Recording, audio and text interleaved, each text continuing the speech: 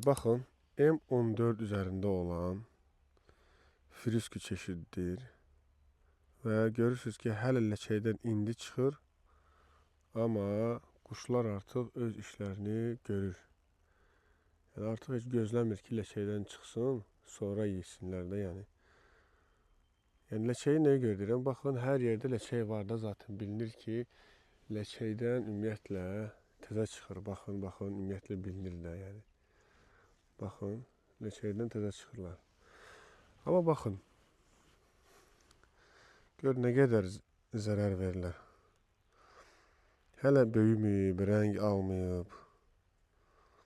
Baxın, yəni kütləviliyə baxın siz hələ. Bu hissədə ümumiyyətlə sağ gilas saxlamayıb. Görürsünüz, hamısını yiyib. Hamısını. Baxın, bu hissədə də. Görürsünüz. Yəni, hələ bunun yetişməyinə bir aydan çox vaxt var da, bəlkə də 2 ay havalar belə geçsə. İndi baxın, nə qədər vaxt var ki, bunlar yetişsin və quşların, yəni bu minivanla yesələr, ümumiyyətlə bunların qarşısı alınmasa, baxın, ümumiyyətlə qarşısı alınmasa, heç 5-10% məhsul əldə etmək olmayacaq. Bilmirəm, bu friski çeşidinin ümumi problemidir, yoxsa istənilən budağa baxaq, yoxsa bu bağda bu problem yaşanır, deyə bilmərəm. Ola bilsin, bu bağ quşların kütləvi məskunlaşdığı əraziyə yaxındır. Yəni, istənilən budaqda, yəni elə bir budaq yoxdur ki, kütləvi şəkildə, görürsünüz, yəni hansına baxaq biz. Baxın, burada elə bir ki, 4-5 dənə tutmuşsa, onun 4-ü artıq yeyilib. Bu da yeyilib, düşüb sadəcə. Bu budağa baxaq. Baxın.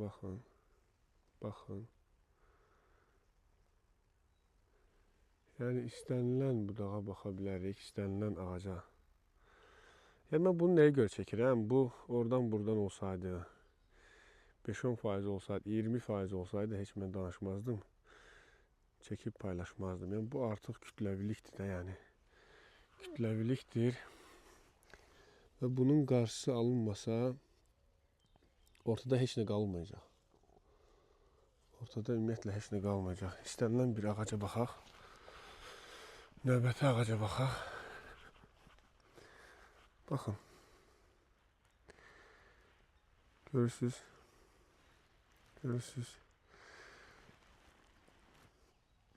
Çoxdur, yəni. Hissəyə baxın.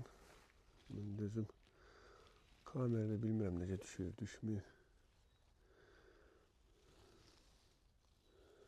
Görürsünüz.